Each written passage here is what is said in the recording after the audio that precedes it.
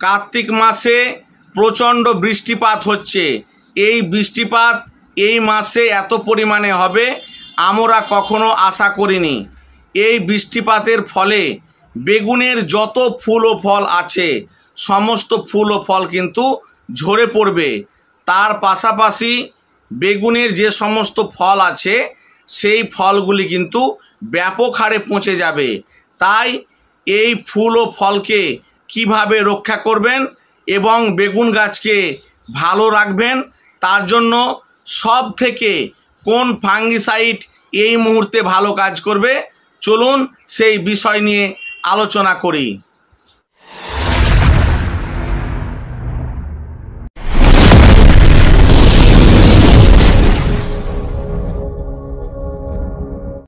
নমস্কার, আমি শুভ। আপনারা দেখছেন agriculture technology research YouTube channel. এই কার্তিক মাসে প্রচণ্ড বৃষ্টিপাত হচ্ছে বিভিন্ন জেলাতে, যার ফলে বেগুনের কিন্তু মারাত্মকভাবে ক্ষতি হতে পারে।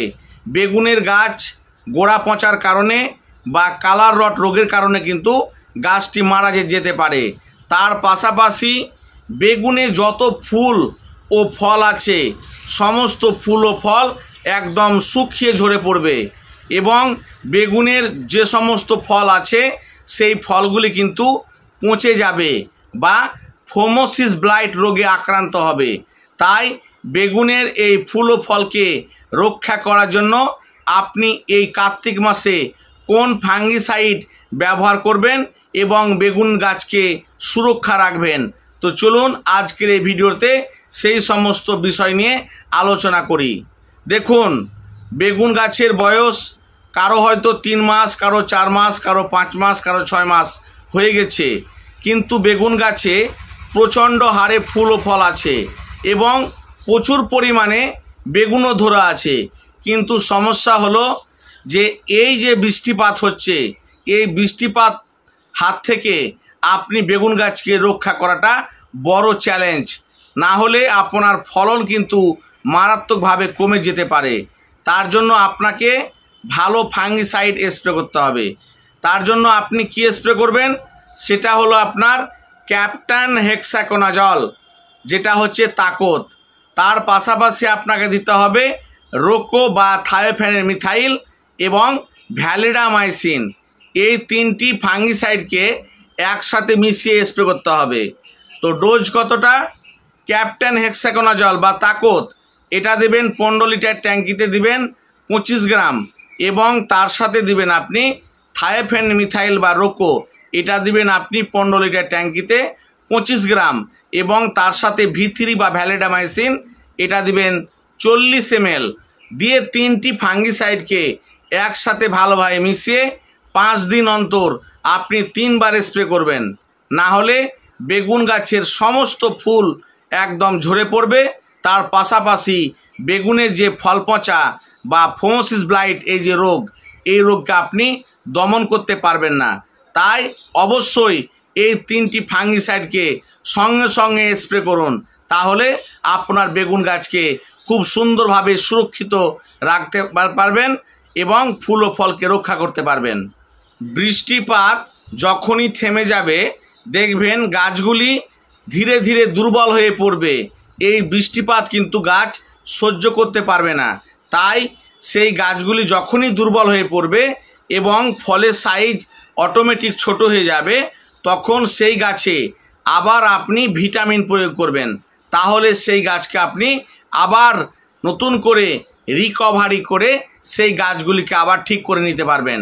তাই এমার্জেন্সি প্রত্যেকে আপনারা নিউট্রিওয়েভ, এই যে দেখছেন নিউট্রিওয়েভ স্প্রে করবেন মাইক্রো ফার্ম কোম্পানির।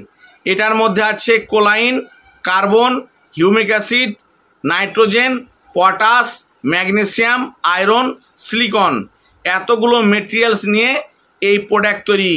এই প্রোডাক্টের নাম হচ্ছে নিউট্রিওয়েভ। এটা হচ্ছে মাইক্রো ফার্ম কোম্পানির। এটা দিবেন ট্যাঙ্কিতে 50 ml মানে 15 লিটারে।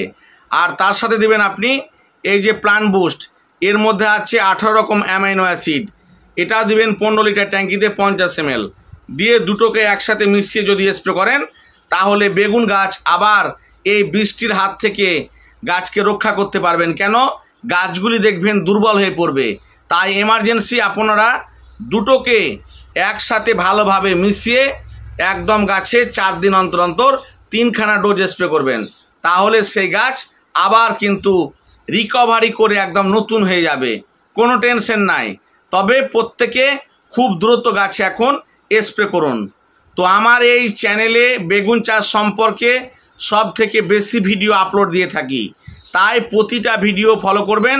তাহলে প্রতিটা মুহূর্তে কি পরিচর্যা করবেন ফুল ইনফরমেশন জানতে পেরে আপনার বেগুন গাছের A to Z পরিচর্যা করতে পারবেন। তো চলুন আজকের এই ভিডিওটি এই পর্যন্ত শেষ করা যাক। তবে আমার এই চ্যানেলে যারা প্রথম চ্যানেলটিকে এখনও সাবস্ক্রাইব করেনি, চ্যানেলটিকে অবশ্যই সাবস্ক্রাইব করুন এবং সঙ্গে থাকুন। তো কেউ যদি বেগুন চাষ থেকে শুরু করে সমস্ত ফসলের কীটনাশক, ছত্রাকনাশক, ভিটামিন, হরমোন কিনতে চান, তাহলে আমার এই অ্যাড্রেসে অবশ্যই যোগাযোগ করবেন। পুরো ডিটেলস সমস্ত ট্রিটমেন্ট পেয়ে যাবেন। তো চলুন আজকের এই ভিডিওটি এই পর্যন্ত শেষ করা যাক। নমস্কার।